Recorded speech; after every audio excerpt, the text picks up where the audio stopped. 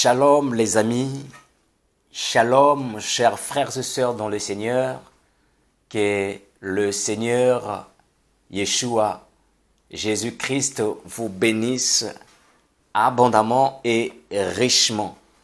Je viens encore une fois de plus au travers de cette émission Message de vérité pour vous partager une pensée biblique qui va répondre à une question dont beaucoup d'entre nous se posent. Et cette pensée s'intitule « Comment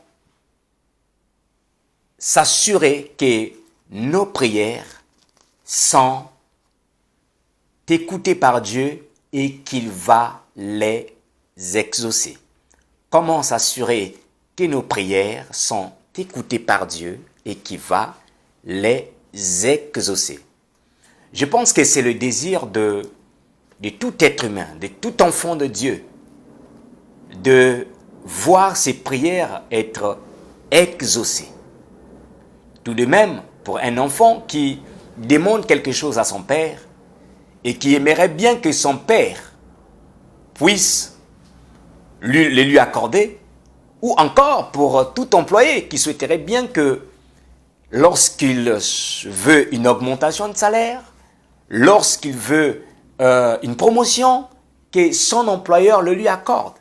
C'est pareil pour nos prières. C'est pareil pour nos prières. Nous, tout enfant de Dieu, souhaiterait que ces prières soient exaucées. Alors, je vais parler des 5 choses à faire pour en être sûr que nos prières sont écoutées par Dieu et qu'il va les exaucer. Donc, en se basant ou encore en partant sur mon exemple de tout à l'heure, entre un employeur et son employé, avant qu'un employé demande de l'augmentation ou une promotion d'entreprise, la première des choses ou la première question qui va monter dans son esprit, c'est l'accord qu'il tisse avec son employeur. L'employé va se poser la question, est-ce que je suis en bon accord avec mon employeur? Un enfant qui est en désaccord, par exemple, avec ses parents, n'aura pas le courage d'aller demander à ses parents avant de réparer ou de s'excuser. Et une fois qu'il aurait fait ça, il pourra à ces moments demander « Papa, maman, est-ce que je peux avoir telle chose ?» Et c'est pareil aussi pour nous, enfants de Dieu. La première des choses pour s'assurer que notre prière ou nos prières sont écoutées par Dieu et qu'il va les exaucer, c'est être en accord, en bon accord avec Dieu. Nous devons être en bonne relation avec Dieu. Allons dans le livre dans la Bible, dans le livre d'Ésaïe, au chapitre 59, versets 1 à 2, la Bible nous dit ceci. « Non, la main de l'Éternel n'est pas trop courte pour sauver, ni son oreille trop dure pour entendre, mais ce sont vos crimes qui mettent une séparation entre vous et votre Dieu. Ce sont vos péchés qui vous cachent sa face et l'empêchent, j'aime cette partie, et l'empêchent de vous écouter. Ce sont vos péchés qui l'empêchent, nos péchés qui l'empêchent qu'il nous écoute. Donc, on comprend tout de suite par là que pour que Dieu puisse nous écouter, nous devons nous séparer du péché. Nous devons nous séparer des péchés. Nous devons être en bon accord avec Dieu en éloignant le péché. Voilà la première des choses à faire. Que tu dois d'abord te poser la question. Est-ce que je suis en bon accord avec Dieu? Est-ce que je suis en bonne relation avec Dieu? Est-ce que je ne caresse pas un péché quelque part dans ma vie? Première des choses, être en bon accord avec Dieu en éloignant le péché. La deuxième des choses, toujours dans mon exemple entre un employé et son employeur, vous pouvez être en bon accord avec votre employeur mais être en désaccord avec d'autres employés ou avec un employé. Mais le problème, c'est que si vous êtes en désaccord avec un employé, un autre employé, le problème, c'est que vous ne savez pas quelle est la relation qui existe entre cet employé et votre employeur. Imaginons que cet employé tisse une très bonne relation avec l'employeur et que l'employeur lui soumettait votre requête en disant qu'il y a X qui m'a demandé l'augmentation de salaire. Il y a X qui veut grimper dans tel échelon, dans tel poste. Et le fait que vous êtes en désaccord avec l'autre employé, cela pourrait être un blocus, un blocage pour votre promotion, pour votre percée au sein de l'entreprise. Et donc la deuxième des choses, c'est être en accord avec tout le monde. Être en bon accord avec tout le monde. C'est vrai que tout le monde ne nous aimerait pas, mais il faut être, en tant qu'enfant de Dieu, nous devons être en bon accord avec tout le monde. Allons dans la Bible, dans le livre de Matthieu, au chapitre 5. Matthieu chapitre 5. Matthieu 5, verset 23. Il est écrit ceci. Si donc, verset 23, tu présentes ton offrande à l'autel et que là, tu te souviennes que ton frère a quelque chose contre toi, laisse là ton offrande devant l'autel et va d'abord te réconcilier avec ton frère, puis viens présenter ton offrande. Il dit que si donc, tu es en désaccord avec une personne, avec un frère, et que tu étais sur le point d'offrir ton offrande, la Bible nous dit, Jésus nous dit, laisse là d'abord ton offrande, va d'abord réparer. Ensuite, reviens pour présenter ton offrande. La prière est aussi une offrande. La prière, c'est le moyen par lequel nous rentrons dans la présence de Dieu pour offrir l'offrande d'action des grâces, les remerciements, des louanges. Et donc la prière, c'est aussi une offrande. Et donc laisse d'abord ta prière, va d'abord réparer. En d'autres termes, lorsque nous sommes en désaccord avec certains frères et certaines sœurs, comme je le prenais l'exemple pour l'employé et un employeur, ça pourrait bloquer. Ça peut être un sujet de blocage pour que nos prières soient écoutées par Dieu et être exaucées. Troisième des choses à faire, toujours sur la base de mon exemple, je vais revenir sur la deuxième des choses. Une pensée qui vient de me descendre à l'esprit tout de suite. Je vais prendre un deuxième exemple sur la deuxième des choses à faire. Imaginons un enfant dans la maison. Il respecte papa et maman. Mais l'enfant est en désaccord avec ses frères et sœurs. Parce qu'il est en désaccord avec ses frères et sœurs, ou parce qu'il ne respecte pas ses frères et sœurs, les parents peuvent lui refuser l'accès à certaines choses, à certains avantages. Parce qu'il est en désaccord avec ses frères et sœurs. Ses parents peuvent le punir pour lui apprendre comment obéir et respecter les autres. Et donc, c'est pourquoi, deuxième des choses à faire, bien aimés dans le Seigneur, rassurons-nous que nous sommes en bon accord avec tout le monde, que nous sommes en paix avec tout le monde, que nous avons pardonné tout le monde et que nous ne sommes pas en conflit. Parce que la Bible dit ceci, que Dieu nous avait prédestinés à être ses fils d'adoption, selon le bon plaisir de sa volonté, pour que nous soyons saints et irréprochables. D'autres versions de la Bible utilisent le mot irrépréhensible, qui veut simplement dire irréprochable. Soyons en bon accord avec tout le monde. Troisième des choses. La troisième des choses, c'est obéir aux instructions de Jésus. Obéir aux instructions de Jésus. Je reviens sur mon exemple d'un employé et un employeur. Vous êtes en accord, en bon accord avec votre patron, vous êtes en bon accord avec les autres employés, mais le problème c'est que vous êtes dans l'entreprise, mais c'est comme si vous n'étiez pas dans l'entreprise. Le but d'un employeur lorsqu'il embauche un employé, c'est que cet employé vienne défendre la couleur de l'entreprise. C'est que cet employé devienne un soldat dans le camp de cette entreprise. Mais beaucoup des employés aujourd'hui, ils sont dans l'entreprise. C'est comme s'ils n'étaient pas dans l'entreprise. Ils font leur travail, ils touchent leur salaire, ils sont bien avec tout le monde. Mais c'est comme si on ne sent pas leur présence. Ils ne sont pas porteurs d'idées. Et c'est un problème aussi même dans l'église. Beaucoup de chrétiens sont dans l'église. Mais ils sont là. Vous les voyez, des fois ils payent la dîme, ils payent leurs offrandes. Mais ils ne sont pas là, ils ne sont pas investis dans l'église. Tout de même, frères et sœurs dans le Seigneur, vous pouvez obéir à Dieu sous la base de l'Ancien Testament. Vous pouvez être en accord avec tout le monde. Mais il y a des principes nouveaux que Jésus a introduits.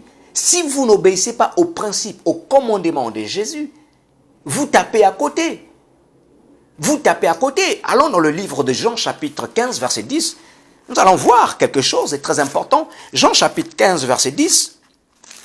Jean, chapitre 15, verset 10. Jésus dit ceci, « Si vous gardez mes commandements,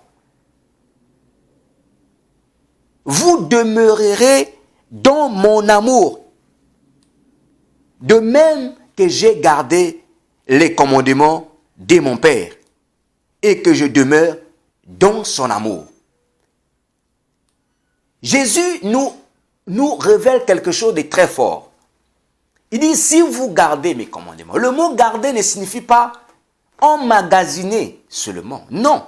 Le mot garder signifie obéir. Si nous obéissons aux principes de Jésus, si nous obéissons aux principes de Jésus, si nous obéissons aux commandements, aux lois que le Christ a établies,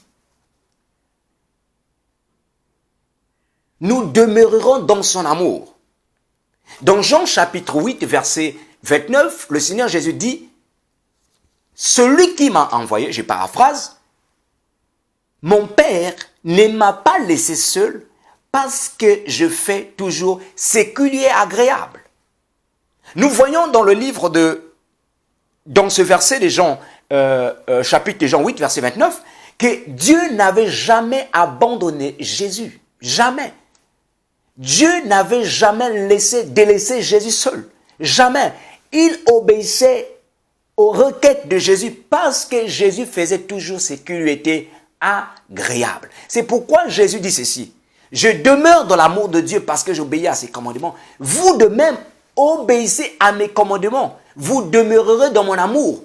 Et plus, si nous demeurons dans l'amour de Dieu, nous demeurons dans l'amour du Père. Et si nous demeurons dans l'amour du Père, Dieu ne peut pas nous laisser, frère. C'est une assurance pour nous que nos prières,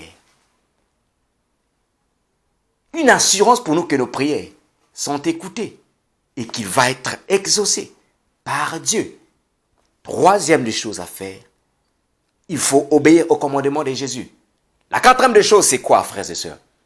La quatrième des choses, c'est prier selon la volonté de Dieu. Prier selon la volonté de Dieu. Et l'une des problématiques ou l'un des problèmes majeurs qui fait que les prières de beaucoup de nous ne sont pas exaucées parce que nous ne prions pas selon la volonté de Dieu. Alors, c'est quoi la volonté de Dieu? La volonté de Dieu, c'est le plan, c'est le dessein de Dieu pour notre vie. Vous savez, au commencement, dans le livre de Bereshit, qui est le livre de la Genèse, Dieu a créé l'homme esprit. Dans Genèse chapitre 1, verset 26. Dieu crée l'homme esprit. Mais il donne à l'homme la faculté de liberté. C'est-à-dire que l'homme est créé libre. Et donc l'homme a le pouvoir de choisir soit sa propre volonté, de suivre son chemin, ou soit la volonté que Dieu a établie pour lui. Mais j'aimerais par là dire que la volonté de Dieu est la meilleure. Parce que nous connaissons les conséquences lorsque l'homme a voulu suivre sa propre volonté. Et nous voyons la dégradation du monde aujourd'hui lorsque l'homme essaie de suivre sa propre volonté. La volonté parfaite de Dieu au commencement, c'était que l'homme ne puisse point manger l'arbre, le fruit de l'arbre de la connaissance du bien et du mal. Et que s'est-il passé lorsque l'homme a désobéi à la volonté de Dieu en voulant suivre sa propre volonté? Le péché est rentré dans le monde. L'homme s'est séparé de Dieu. En d'autres termes, l'homme était mort, est mort spirituellement. Sans Christ, l'homme. Et Dieu vient restaurer par Christ. Donc, il faut prier selon la volonté de Dieu. Allons dans la Bible, dans le livre de Jacques. Jacques, juste après Hébreu, si je ne me trompe pas. Jacques, chapitre 4. Jacques 4, verset 3. Écoutez ce qu'il est écrit. Il dit, vous demandez et vous ne recevez pas parce que vous demandez mal, dans le but de satisfaire vos passions. Il dit, vous demandez, vous ne recevez pas parce que vous demandez mal, dans le but de satisfaire vos passions. Lorsqu'on veut satisfaire nos passions, nous ne sommes pas dans la volonté de Dieu. Nous devons demander selon la volonté de Dieu. Frères et sœurs, nous devons demander selon la volonté, prier selon la volonté de Dieu. Prier selon la volonté de Dieu. Alors, je vais prendre un autre passage que j'étais en train de regarder tout à l'heure. C'est dans le livre de 1 Jean chapitre 5. Un beau passage que j'aime bien. Verset 14, il dit, nous avons auprès de lui cette assurance que si nous demandons quelque chose selon sa volonté, il nous écoute. Et si nous savons qu'il nous écoute, quelque chose que nous avions, que nous demandions, nous savons que nous possédons la chose que nous lui avons demandée. Quel est le secret dans ce passage? Quel est le point clé dans ce passage? Il dit, nous savons auprès de lui cette assurance, que si nous demandons quelque chose selon sa volonté, il nous écoute. Waouh! Voilà un des points clés. Si nous demandons quelque chose selon sa volonté, ça répond déjà à notre question. Nous savons qu'il nous écoute. Et la Bible continue en disant que si nous savons qu'il écoute notre demande, c'est que nous avons déjà ce dont nous avons demandé.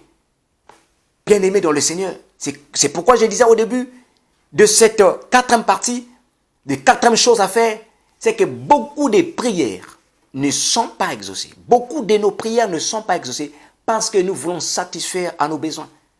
Parce que nous voulons satisfaire à nos convoitises. Parce que nous voyons notre propre intérêt. Nous ne voyons pas l'intérêt de Dieu. Demandons les choses selon la volonté de Dieu. Et la cinquième des choses, pour finir, nous devons prier au nom de Jésus-Christ. Nous devons prier au nom de Jésus-Christ. Il faut prier au nom de Jésus-Christ, la cinquième des choses, frère. Il ne faut pas prier au nom de ton prophète. Non. Il ne faut pas prier au nom d'un ange. Non. Il ne faut pas invoquer ou prier au nom d'un saint. Non. Il faut prier au nom de Jésus-Christ de Nazareth. Frères et sœurs, c'est grâce à Jésus, n'oublions pas, que nous sommes devenus ce que nous sommes. C'est grâce à Jésus, n'oublions pas, que nous sommes devenus enfants de Dieu, qu'on peut nous appeler enfants de Dieu. Il est le prince de notre salut, celui qui est mort à notre place. Il est venu mourir pour que nous soyons réconciliés avec Dieu. Il disait au Père, lorsqu'il était encore au ciel, il disait, je n'ai pas honte de t'annoncer à mes frères. Il te connaissait bien avant. Prie au nom de Jésus. C'est notre aîné, c'est notre grand frère. Prie au Père au nom de Jésus. C'est la porte, c'est l'accès par lequel nous pouvons saisir les clés, nous pouvons saisir les choses que Dieu nous a réservées. Donc voilà 5 choses à faire pour en être sûr que nos prières sont exaucées et qu'il va écouter par Dieu et qu'il va les exaucer. Que le Seigneur vous bénisse. À notre prochaine émission, par la grâce de Dieu. Shalom, shalom. Ciao.